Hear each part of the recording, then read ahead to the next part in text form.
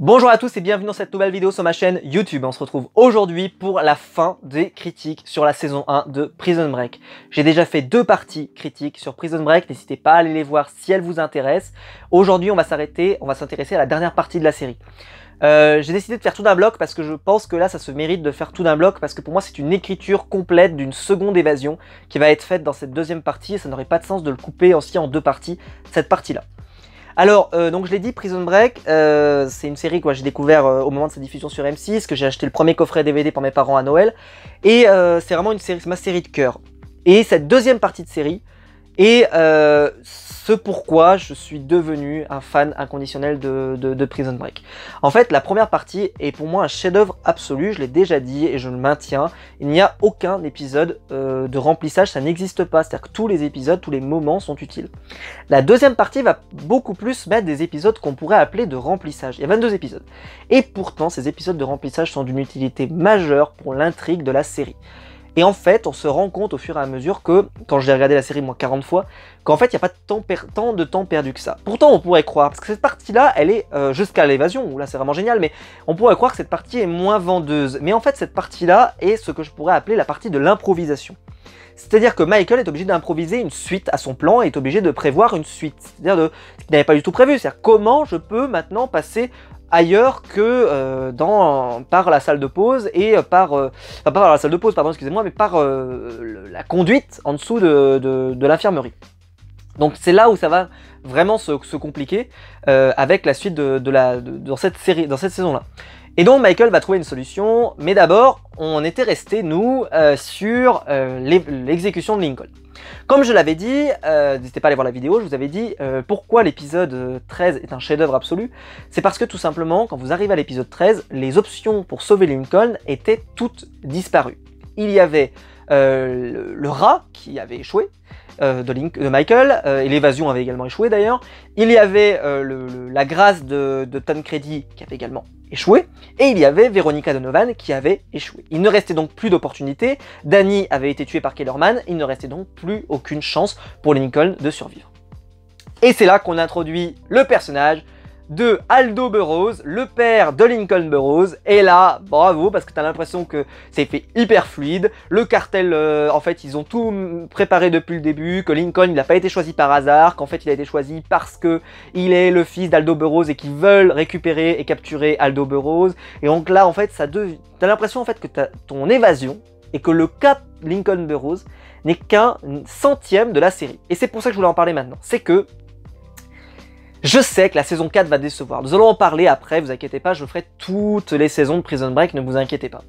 J'en parlerai, parce que la saison 4, je sais qu'elle est mal vue. Mais en fait, la saison 4, elle est pas mauvaise, c'est juste qu'elle est nécessaire pour résoudre l'intrigue qui est posée à ce moment-là. Et en fait, effectivement, je suis désolé de vous le dire, mais la prison, l'évasion, tout ça, ça ne concerne que Lincoln, Michael et tous les autres évadés qui, eux, voilà, ont comme ambition de pouvoir sortir de la prison.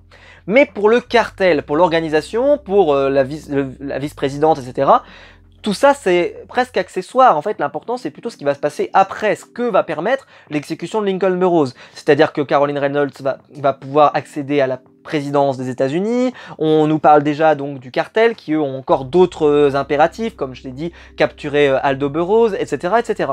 Et en fait, tu te rends compte que Michael et Lincoln, effectivement, ce sont des personnages extrêmement importants, mais dans cet univers-là, ce sont des poussières à ce moment-là. Ce sont juste des grains de sable qui empêchent une énorme machine de se lancer. Et c'est là pour ça que la saison 4 est vraiment importante et majeure, et on a besoin de cette saison 4. Parce qu'il y a forcément un moment où cette grande machination, il va falloir soit la faire tomber, soit, d'une manière ou d'une autre, il va falloir s'opposer à cette machination. Alors, c'est vrai qu'il faut le savoir, à la base, quand le créateur de la série était venu pour présenter son projet à la Fox avait dit non. Parce qu'il est arrivé avec un projet juste d'évasion de 2 frères qui veulent s'évader. La chaîne Fox n'y a pas cru. Ils ont dit, ça marchera jamais. Putain. Ils sont revenus à peu près 2-3 mois plus tard avec un autre projet de script, où là justement, ils ont intégré dedans toute la conspiration derrière Lincoln, C'est exactement pareil d'ailleurs dans la série Lost, exactement pareil. Lost, des gens qui se crashent avec un avion sur une île, c'est pas vendeur, alors bordel, c'est hyper vendeur, mais pour eux c'était pas vendeur.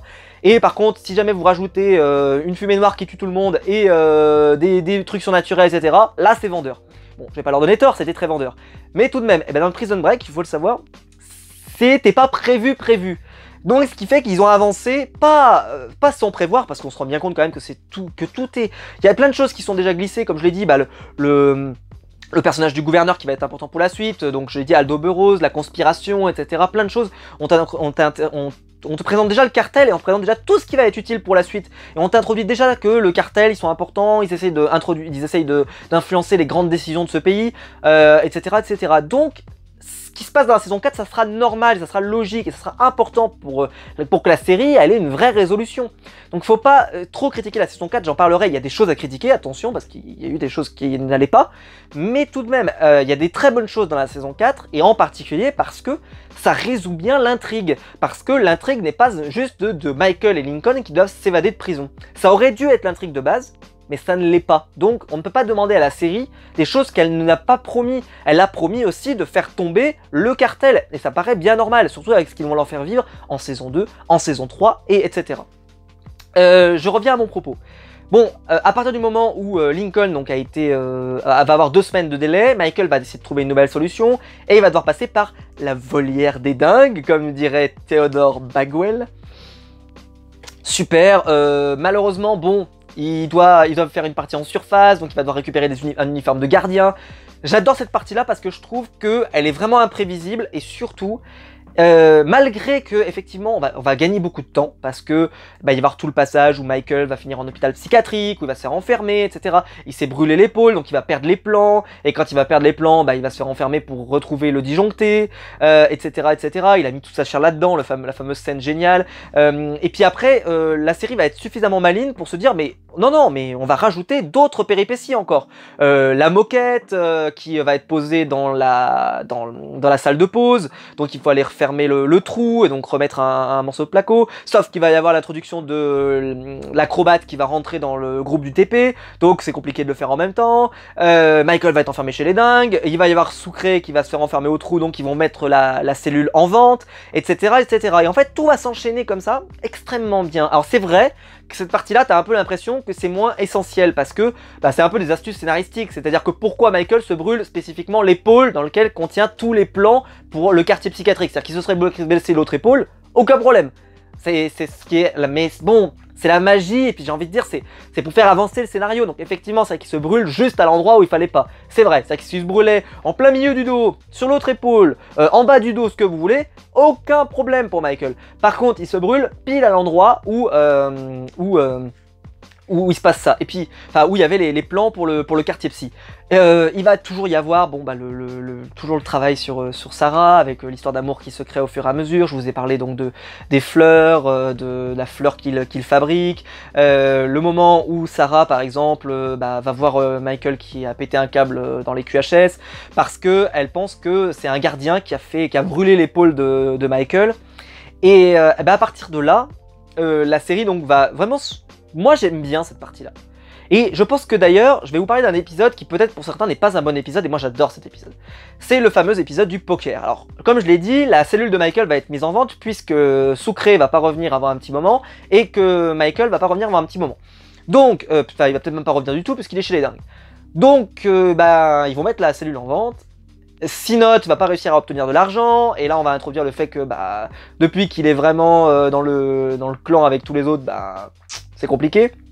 D'ailleurs, j'ai pas assez parlé, mais les scènes où ils creusent dans la saison Prison Break, moi j'adore. Hein. Je trouve ça vraiment super quand ils creusent ensemble, et par exemple toute la scène avec Michael qui fait du shopping par exemple, et qui va rencontrer sa fausse femme, mais sa femme qui vient le voir, et ça crée une déchirure terrible pour Sarah Tancredi. Mais c'est pas grave, ils vont s'en remettre plus tard parce que en fait c'est pas du tout un vrai mariage, et c'est ce que va dire Michael, etc., etc. Et vraiment c'est un vrai mariage, mais c'est plus pour lui donner une carte verte en réalité. Et voilà, tout est bien fait, tout s'enchaîne très bien aussi du côté de Sarah. Et l'épisode sur le poker. Alors l'épisode sur le poker, c'est un épisode qui est peut-être pas aimé parce que je sais pas s'il est aimé ou pas. Moi j'adore cet épisode parce que je trouve que l'épisode est admirablement bien construit. Parce qu'effectivement, c'est vrai que le poker, c'est vraiment du remplissage. Honnêtement, s'ils mettent pas la cellule en vente, honnêtement, on s'en fout, quoi. Mais, enfin, ça n'arrive pas, ça ne se produit pas. Mais ils ont besoin de sous. Et il y a Bagwell qui déjà s'est illustré lors de l'épisode, même 2 épisodes précédents. Alors, il s'illustre très souvent dans l'évasion. Il s'illustre quand on demande à quel le joueur de baseball, par exemple, a joué dans quel club, et il dit Ohio State.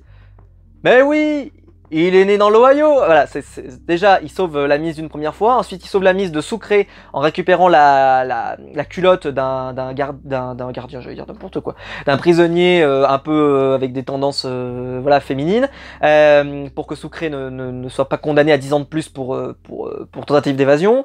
Et là, il va tout donner aussi pour essayer de gagner le poker. Et il dit, bon, il y a peut-être que 2 ou 3 personnes dans ce pays qui savent ce que je sais faire avec un paquet de cartes.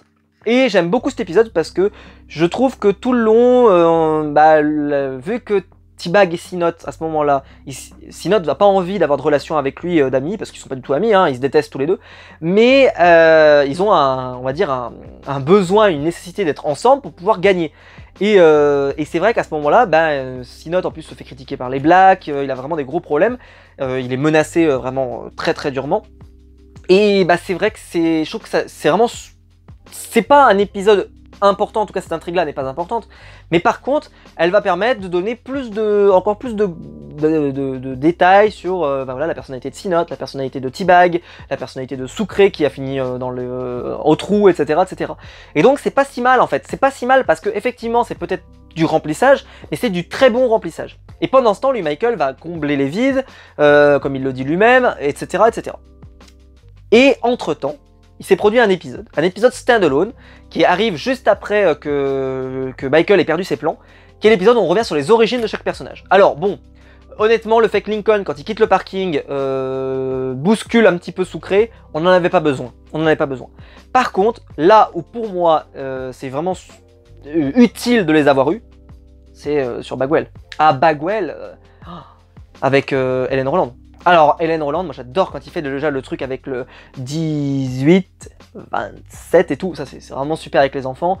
Et le moment où elle regarde la télé comme ça et qu'il dit et qu'elle découvre que voilà, Bagwell c'est un assassin, un meurtrier, etc. Qu'elle va le revoir en prison et que là il dit ne crois pas que j'aurais oublié le chemin de ta maison, chère Hélène. Non, honnêtement, c'est. Chère Suzanne, excusez-moi, chère Suzanne. Chère Suzanne, Suzanne Hollander, pardon, parce qu'il y avait le Hélène qui me revenait, c'est Suzanne Hollander. Bref, bravo, parce que cet épisode, il est peut-être pas nécessaire pour certains. D'ailleurs, ça va permettre aussi de faire comprendre que Sucré a été balancé par son cousin. Et ça aussi, c'est super, quoi, vraiment une super introduction. Je répète beaucoup super depuis toutes ces reviews, mais c'est parfait parce que ça fait encore plus de sens. Et ça explique qu'il est vraiment jaloux de son cousin depuis bien longtemps. D'ailleurs, c'est toujours une question que je me suis posée, c'est pourquoi son cousin il est absolument amoureux de Marie-Cruz. Vous n'allez pas me dire que ce mec-là, qui a l'air quand même d'avoir un peu de pognon et tout ce que vous voulez, peut pas se trouver une autre fille. Honnêtement, je comprends pas cette passion qu'il peut avoir juste pour cette fille. Je veux dire, il la connaît un petit peu, mais je veux dire, je trouvais ça toujours un peu surfait, mais bon, c'est comme ça. Et Michael va récupérer le plan, il va dénoncer Gary, scène géniale. Oh, la scène où Pope rentre dans le casier et là il sort tout et que là il dit « Et depuis quand votre père s'appelle Anne ?»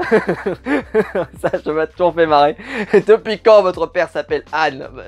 Qu'est-ce que vous voulez que je réponde à ça, moi?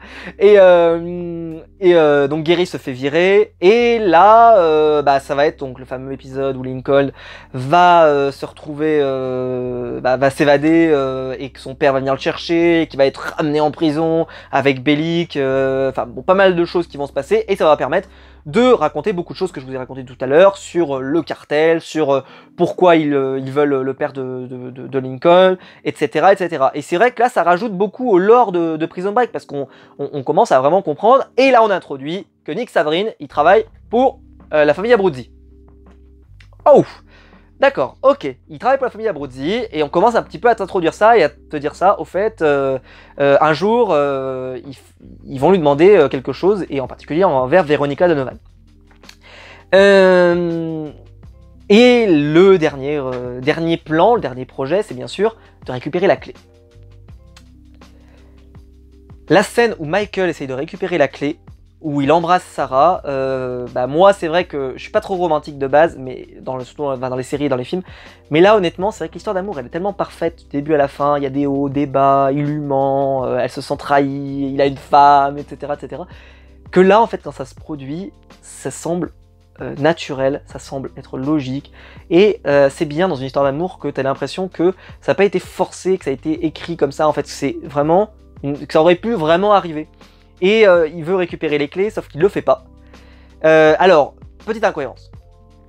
Petite incohérence, c'est que on sait, il y a un moment où John Abruzzi fait faire la clé du bureau pour pouvoir sortir Michael quand il veut justement voir English, Fitz et Percy.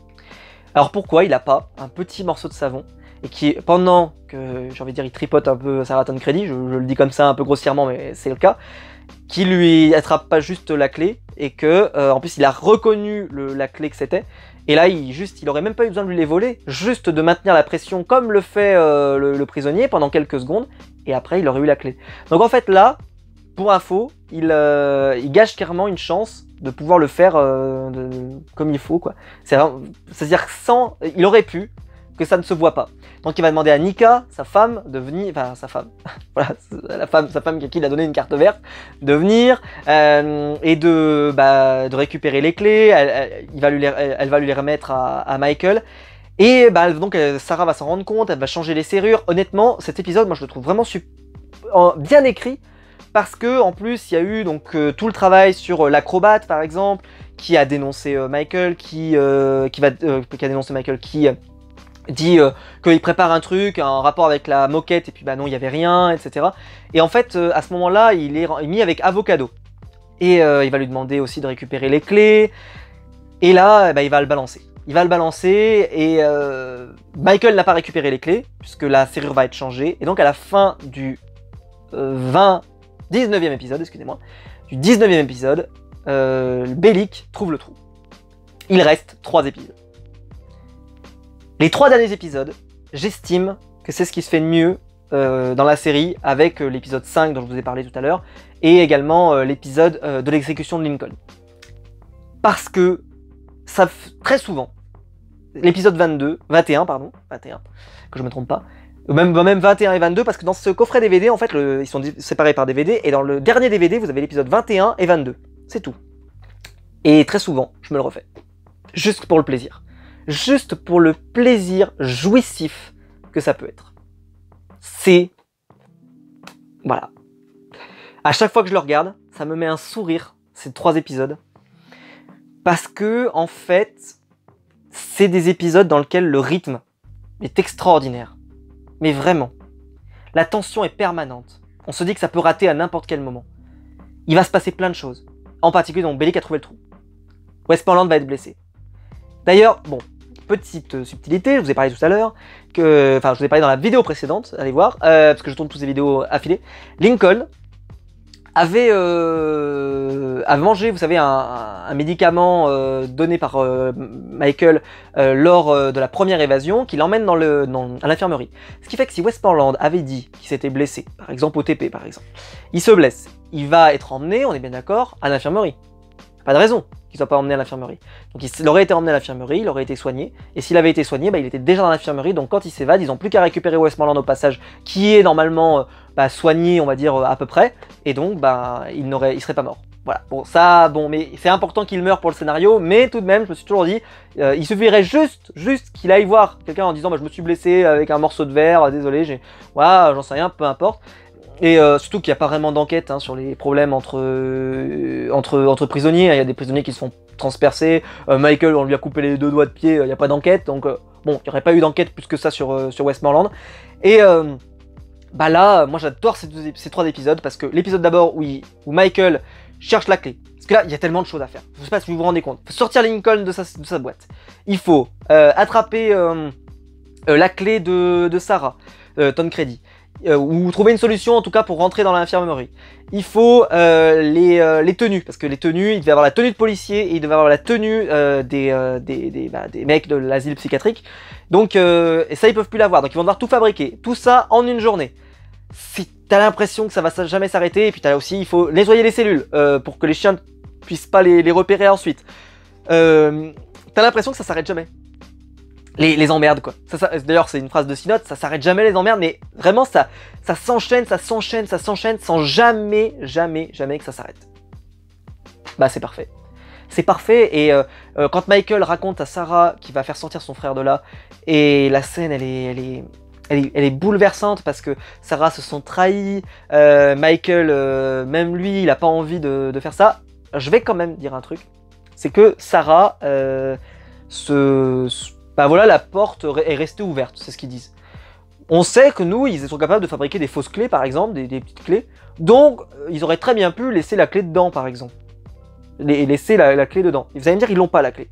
Mais s'ils avaient pu être malins, par exemple, bah, ils auraient très bien pu mettre une clé, ou j'en sais rien, ou en tout cas, si Michael voulait absolument pas qu'elle soit condamnée, voilà. Mais bon, c'est pour que tout le long de l'épisode, on sache pas si la porte va être ouverte ou pas.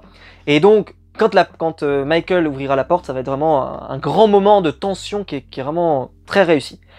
Sarah donc va être en questionnement permanent toute la journée, et puis bah là ça va, le plan là, et il reste quelques minutes, et on appelle Michael, parce que le Taj Mahal s'est effondré, qui est construit par Michael depuis le début. Il revient, et il dit, bah j'ai enlevé le support de la poutre maîtresse, il sort son couteau, et il dit à Pope, vous allez tout faire pour que mon frère vienne avec moi. Et là, tu vois le Pope qui bah voilà, il considère Michael comme son fils quasiment, en tout cas il l'aime énormément, et là il est déçu, il est très triste, et tu sais que c'est nécessaire, parce qu'il faut sortir Lincoln de cette boîte, et bah là, à partir de là, c'est le 21e, et le 21e, je vais pas revenir sur tout, hein, parce que là le 21e, bon, c'est pareil évident, c'est un épisode génial, c'est l'évasion. Alors là, l'évasion, ils passent tous par le trou, ensuite ils passent par le trou dans le mur, puis ils arrivent, ils doivent sortir dans le quartier psychiatrique, ils passent le quartier psy, il y a le disjoncté qui intervient, enfin, c'est parfait, ça s'enchaîne tellement bien, ils arrivent devant la porte est ouverte, ils ouvrent la porte, il faut sortir les tuyaux pour arracher la porte, ils appuient sur l'ascenseur se déclenche pas, et t'as Bagwell qui regarde la montre comme ça, qui fait plus que 15 minutes pour passer ce mur, et là bah t'as David Apolskis, donc l'acrobate qui appuie sur le bouton et qui fait descendre l'ascenseur, et ça enlève les fenêtres. Il y a eu l'introduction du personnage de Manche qui a été introduit qui s'est rajouté à l'évasion, pareil pour l'acrobate, parce que Michael se sent redevable. Et là, bah, tout le monde passe par-dessus. Scène géniale. Moi, j'utilise très souvent dans mes expressions, parce qu'il y a ce moment où Lincoln passe le premier.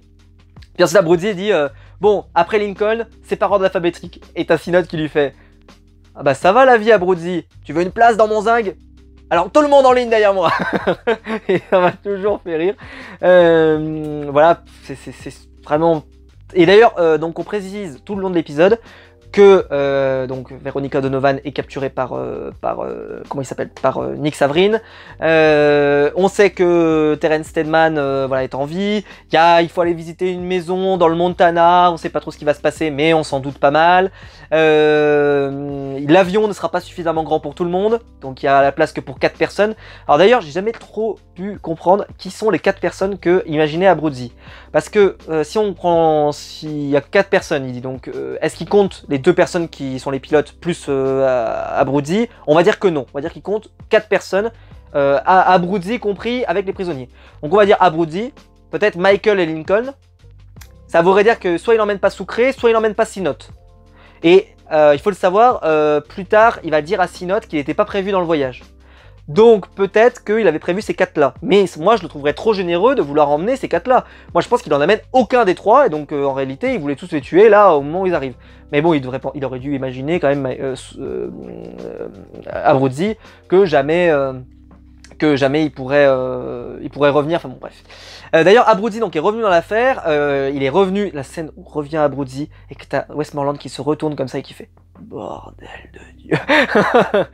Jésus, Marie, Joseph, je crois qu'il dit Jésus, Marie, Joseph. Jésus, Marie, Joseph. Et là, et tu vois arriver Abruzzi comme ça avec la musique d'Abruzzi, et tu vois Bagwell qui le regarde.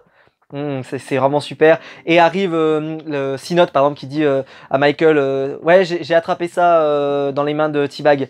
Si jamais j'étais arrivé 30 secondes plus tard, il servait du Abruzzi à la sauce rouge. C'est pareil, honnêtement les punchlines sont toujours très réussis dans Prison Break. L'évasion voilà se déroule très bien. La scène où t'as la corde qui va le truc qui lâche, c'est génial. C'est génial. Avec parce que Manche c'est mis dessus. Et Lincoln donc qui attrape la main de Michael, ça se termine là-dessus. Et là hop, plan de coupe. Et là tout le monde arrive avec les chiens. Et les gardiens arrivent, pardon. Et Manche lui est par terre. C'est vraiment magnifique parce que y a une tension et puis bah ils arrivent à sortir de l'autre côté. Et l'évasion est réussie. Ils sont passés de l'autre côté. Bravo à eux. Voilà, c'est parfait quoi. C'est parfait et ça s'enchaîne extrêmement bien. Et la suite, qui sera le début de la cavale, bon bah il y a deux éléments majeurs. Il y a David Apolskis, donc l'acrobate qui va être abandonné par les autres, mais qui va très bien s'en sortir. Comment ils vont se débarrasser du disjoncté, aussi très réussi. Et alors le dernier, c'est bien sûr quand Bagwell met les menottes à Scofield et qu'il Abruzzi décide de lui couper la main. La scène. Ah la scène. Ah, je sais pas ce que vous en pensez, mais moi, à chaque fois que je la vois, j'ai les étoiles dans les yeux. J'ai les étoiles dans les yeux. Parce que y a cette réplique qui est géniale, où t'as Sucre qui fait « Tu l'as coupé là, tu l'as coupé là », et John répond « J'aurais pu très bien lui couper la tête. » bah oui, à ce compte-là, j'ai envie de dire oui.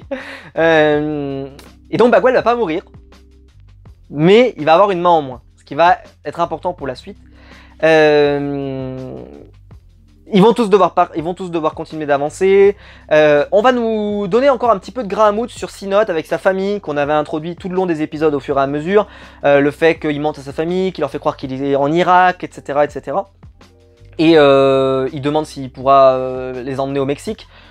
Puis ben voilà, tout va bien se passer. Ils vont malheureusement voilà, être embêtés par les policiers qui vont essayer de les arrêter au fur et à mesure. Et ils vont courir jusqu'à l'aéroport, sauf que l'avion est parti. Et là, bah, t'as toutes les polices qui arrivent, et Sucre qui pose la question et qui fait « Et on fait quoi maintenant ?» Et là, il y a ce silence, il y a ce moment terrible, et là, t'as Michael qui fait « Bah maintenant, on court !» Et ils se mettent à courir. Et la suite sera dans la saison 2. Et quand ça se termine là-dessus, t'as qu'une seule envie, c'est de regarder la saison 2. Et t'as qu'une seule envie, c'est de voir la suite. Et il faut le savoir qu'à l'époque, M6 avait diffusé le premier épisode de la saison 2 le même soir que le final de la saison 1. Pour déjà nous donner un petit avis de ce que ça allait donner. Et j'estime que le premier épisode de la saison 2 est aussi très réussi. Parce que donne clairement envie de voir la suite. En tout cas, moi, quand je l'avais vu, je m'étais dit oh, mais ça va être trop bien quoi. Avec l'introduction du personnage de Mahone. Bref, bilan. Prison Break est un chef-d'œuvre. La musique de Prison Break, tout le long de cette partie, et même des parties précédentes, accompagne la série dans les moments de tension. La musique de Bagwell, la musique de la prison, la musique d'Abruzzi, la musique de Scofield, la musique d'émotion, etc. accompagne particulièrement bien le récit. Le rythme, la tension est l'objectif principal de la série. Tu ne peux jamais être tranquille. Le fait que Westmoreland meure à la fin et révèle donc que le magot existe bien et qu'il y a 5 millions de dollars et que c'est dans le ranch Tubloka, à Tulle, qui n'a rien à voir avec Tulle en France, hein, à Tulle, dans l'Utah. Très intéressant, très important pour la suite, et ça laisse plein de petites graines pour la suite, c'est-à-dire que Michael, lui, doit continuer son plan d'évasion pour la suite. D'ailleurs, il faut le savoir que même dans les flashbacks, dans l'épisode flashback en entier, où on revient sur les origines des personnages, on voit que Michael a déjà prévu la tombe, a prévu plein de choses qui vont arriver sur la suite, donc ce qui veut dire qu'ils avaient déjà bien le plan en tête, le Bolshoi Booze, etc. Tout ça est déjà écrit dans l'épisode 15 de la série, donc il y a vraiment, tout a été particulièrement bien préparé sur cette évasion de... Alors qu'on pourrait se dire, peut-être qu'ils préparent le plan au fur et à mesure, les scénaristes, en rajoutant des étapes et des étapes, on se rend compte que non, il y a plein de choses qui sont déjà prévues dès le début de la saison 1, et que voilà, et la série, ils n'ont pas improvisé, vraiment ils avaient quand même une ligne directrice. La fin, comme je l'ai dit, peut-être ne peut pas plaire, mais en tout cas, ils savaient où ils allaient, et ça c'est une grande force pour la série. Les personnages sont extrêmement attachants, même les personnages horribles comme Bagwell sont extrêmement passionnants, t'as qu'une seule envie, c'est de les suivre. Là par exemple, tu sais qu'il a promis d'aller voir Susan Hollander, donc tu te dis qu'il va peut-être se passer quelque chose avec, voilà, sur ce sujet-là.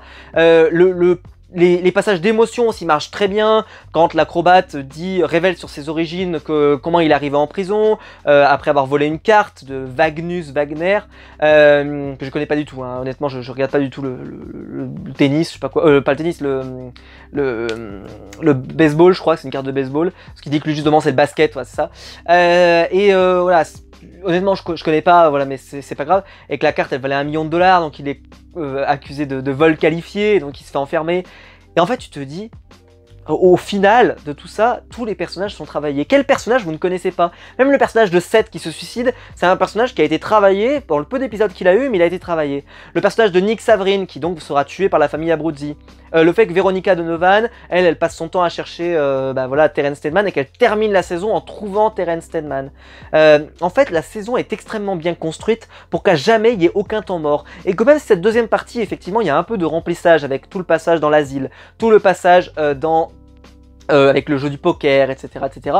Tout ça va permettre aussi de donner plus de fond aux personnages comme C-Note, comme Westmoreland, comme T-Bag, comme Scofield, comme le Disjoncté, etc., etc. Et comme Gary aussi, Gary qui est un personnage qu'on voyait assez peu jusque-là. Et ben là, Gary, dans cette deuxième partie, va être encore plus remis en avant, alors qu'on voyait que depuis le début beaucoup Bellic. On voit un peu Stolt aussi, qui a des personnages assez importants. Et puis, je me souviens plus du nom du gardien qui couche avec la secrétaire de Pope, mais qui lui aussi on voit pas mal. Mais voilà, c'est vraiment, il y a beaucoup de gardiens qu'on va découvrir aussi dans cette partie-là. Donc c'est une partie extrêmement passionnante. Et puis pour la relation entre Sarah et Michael, donc Sarah va terminer en faisant une overdose. Donc c'est vrai qu'on est un peu inquiet quand on en arrive, mais bon, on se dit quand même que elle va pas mourir comme ça, c'est pas possible, cette histoire peut pas se terminer là-dessus. Notre cœur veut que ça se termine bien pour les deux. Donc on croise les doigts quand même. Et voilà, pour moi, et bien sûr, j'allais oublier, la présidente Caroline Reynolds, vice-présidente, devient présidente des États-Unis, avec le passage sur la bouteille d'eau. Et là, le travail de scénographie sur la bouteille d'eau qu'on voit préparer, qui prépare le poison, ensuite ils amènent la bouteille d'eau, on la voit boire au ralenti, puis il y a toute la salle qui se vide. Non, c'est parfait. Je vois très peu de défauts à Prison Break, comme je l'ai dit, à part peut-être le petit truc sur Westmoreland où moi je pense qu'il aurait pu se faire soigner, et puis peut-être 2-3 petites bricoles, mais honnêtement c'est la perfection en termes de... Et la réalisation, j'en ai parlé, mais effectivement c'est pas la réalisation la plus esthétique, par contre elle est très brute, elle est très réelle, et je pense que c'est pas un hasard. C'est pas un hasard qu'on n'ait pas des plans de caméra de malade, même si moi j'adore les plans de caméra aériens au-dessous de la prison, je les trouve toujours très réussis.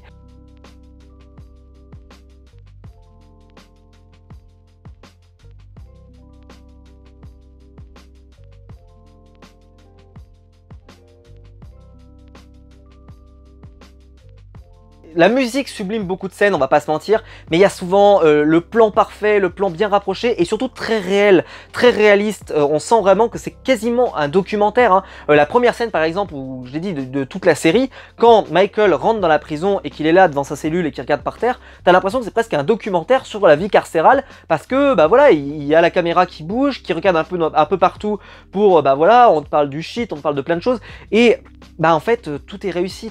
Et à partir de là, t'as qu'une seule envie, c'est de regarder la suite. Et nous en parlerons très prochainement sur la chaîne de la saison 2 et la saison 3 et puis la saison 4 de Prison Break, qui sont des saisons exceptionnelles également, mais qui ont des défauts, en tout cas des choses sur lesquelles on reviendra. Mais cette saison 1, c'est un bijou, 22 épisodes. Pour moi, il n'y a rien à acheter, je ne l'enlèverai aucun épisode. Si vous n'avez jamais vu Prison Break, c'est disponible sur Amazon Prime en ce moment, en tout cas. N'hésitez pas à aller la voir. C'est ce qui se fait de mieux pour moi en termes de série télé en saison 1. Ça te présente tous les personnages, ça te donne une ambiance. D'ailleurs, c'est pour ça que la série aura du mal à faire mieux en saison 2. Même si la saison 2 sera très bonne, nous en parlerons. Mais la saison 1 est tellement bonne et tellement au-dessus de la plupart des séries américaines que je connais, que forcément ça a été très dur de pouvoir l'égaler par la suite. J'espère que la vidéo vous aura plu. Moi, ça a été un plaisir de vous parler de la saison 1 de Prison Break. C'est ma série de cœur, je l'ai déjà expliqué, mais honnêtement, j'aime cette série. J'ai hâte de vous parler de la suite. Si la vidéo vous a plu, vous pouvez la liker, vous pouvez vous abonner, vous pouvez la partager. Bien sûr, je vous attends en commentaire pour me parler de Prison Break, des épisodes, de ce que vous avez pensé de cette série. Dites-moi ce que vous en pensez. C'est voilà, moi c'est avec beaucoup d'émotion que je termine ces reviews parce que c'est critique, parce que ce sont... Effectivement, j'ai été très peu critique, hein, parce que c'est ma série préférée, donc je vais pas vous dire que je n'aime pas, je vais pas chercher des choses qui n'existent pas dans la série que j'aurais à critiquer. C'est ma série préférée en saison 1, comme je l'ai dit, et pour moi, aucune ne peut lui arriver à la cheville. Ça aura peut-être pas forcément été le même niveau de qualité sur tout le long de la série, mais la saison 1, c'est presque une œuvre complète. Vous pouvez vous arrêter parce qu'à l'épisode 21, l'épisode de l'évasion, et vous ratez jamais la suite, bah c'est pas grave, j'ai presque envie de dire. Bon, ça serait un peu dommage, parce que vous rateriez énormément de choses, mais les 22 premiers épisodes, c'est une œuvre intégrale, complète, chef-d'œuvre, et j'ai rien d'autre à vous dire. Les acteurs sont bons, la réalisation est bonne, la musique est bonne, la tension est bonne, le scénario est génial. Que demander de plus? Voilà. On se retrouve, nous, très vite pour une prochaine vidéo. Si vous voulez soutenir la chaîne, vous pouvez appuyer sur le bouton rejoindre et faire partie des membres soutien de la chaîne et soutenir la chaîne financièrement. Et je vous en remercie de soutenir ces vidéos financièrement. Merci à vous. Et quant à nous, on se retrouve très vite pour une prochaine vidéo. Ciao.